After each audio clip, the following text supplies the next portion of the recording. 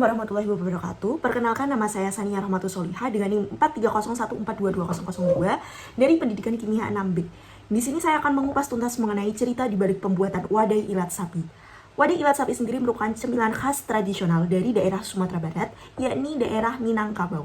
Bu Nur Hayati, selaku pembuat sekaligus penjual wadai ilat sapi, mengatakan bahwa proses fermentasi membantu adonan wadai ilat sapi berkembang lebih cepat. Proses fermentasi ini sendiri merupakan proses biokimia yang melibatkan aktivitas organisme seperti ragi atau jamur Saccharomyces cerevisiae atau bakteri yang dapat memecah gula menjadi produk sampingan seperti gas karbon dioksida, alkohol, dan asam organik. Dalam konteks pembuatan wadai ilat sapi sendiri, fermentasi memiliki peran penting dalam meningkatkan volume adonan melalui produksi CO2. Nah, dari penjelasan tersebut dapat diketahui bahwa reaksi yang terjadi dari aktivitas ragi atau bakteri melalui mikroorganisme fermentasi melalui seperti ragi untuk memecah glukosa dalam adonan menjadi CO2 dan etanol melalui reaksi C6H12O6 jika ditambahkan dengan ragi akan menjadi 2C6H5OH plus 2H2O. Gas CO2 yang dihasilkan ini akan terperangkap dalam struktur gluten pada adonan yang menyebabkan adonan wadai ilat sapi ini lebih cepat mengembang. Serta etanol yang dihasilkan juga dapat membantu meningkatkan rasa dan aroma tradisional dari wadai ilat sapi. Dalam literatur ilmiah tertentu juga menjelaskan bahwa senyawa amonium bikarbonat atau NH4HCO3 dan natrium bikarbonat atau NaHCO3 dapat mengembangkan adonan wadai ilat sapi, namun beresiko menyebabkan aroma pesing serta potensi bahaya kesehatan jika digunakan berlebihan. Jadi, amonium bikarbonat atau NH4HCO3 dan natrium bikarbonat atau NaHCO3 adalah bahan pengembang kimia yang sering sekali digunakan dalam pembuatan adonan roti, kue, khususnya pada wadai ilat sapi. Senyawa ini sendiri bereaksi dengan asam dalam adonan untuk menghasilkan gas CO2 yang dapat membuat adonan lebih mengembang. Pada reaksi amonium bikarbonat atau NaH4HCO3, jika dipanaskan atau bereaksi dengan asam akan menghasilkan CO2, NH3, dan H2O. Nah, NH3 atau amonium yang dihasilkan ini dapat menyebabkan aroma pesing atau amis yang tentunya tidak diinginkan dalam proses pembuatan adonan wadai ilat sapi.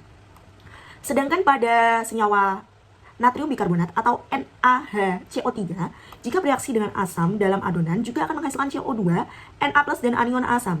Reaksi ini hanya menghasilkan CO2 tanpa amonia, sehingga lebih aman dari NH4HCO3 dalam hal aroma.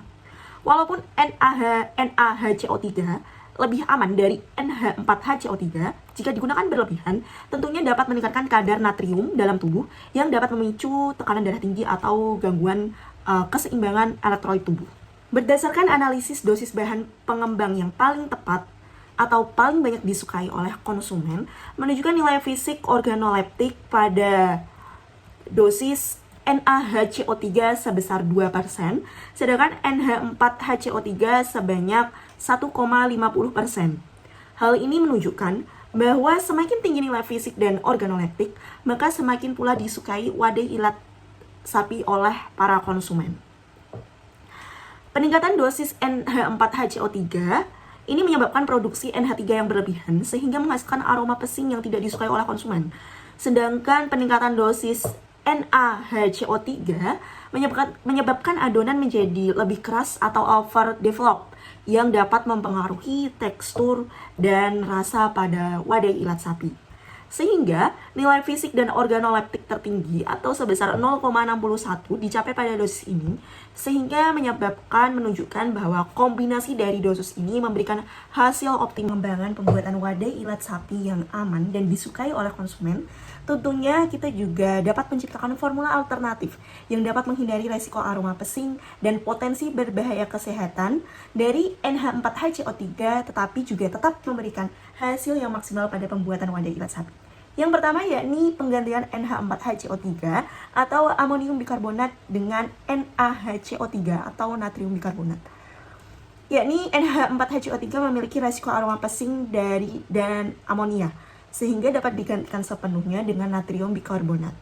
Dosis NaHCO3 yang optimal berdasarkan analisis sebelumnya adalah 2%, sehingga kita juga dapat menggantinya dengan NaHCO3. Untuk meningkatkan pengembangan adonan tanpa menggunakan NH4HCO3, dapat ditambahkan bahan-bahan pengembangan alami seperti ragi atau bubuk baking powder, yakni campuran dari NaHCO3 dan asam nitrat. Kemudian, keuntungan dari formula alternatif ini, yakni yang pertama tentunya tanpa risiko aroma pesing, di mana penggantian NH4HCO3 dengan NaHCO3 dan bubuk baking powder dapat menghilangkan produksi NH3, sehingga penggunaan ragi sebagai fermentasi alami ini dapat mengurangi ketergantungan pada bahan kimia, sehingga menciptakan tekstur dan rasa yang optimal dengan kombinasi bahan pengembangan kimia dan alami yang dapat memberikan hasil yang maksimal pada saat proses pembuatan wadai ilat sapi.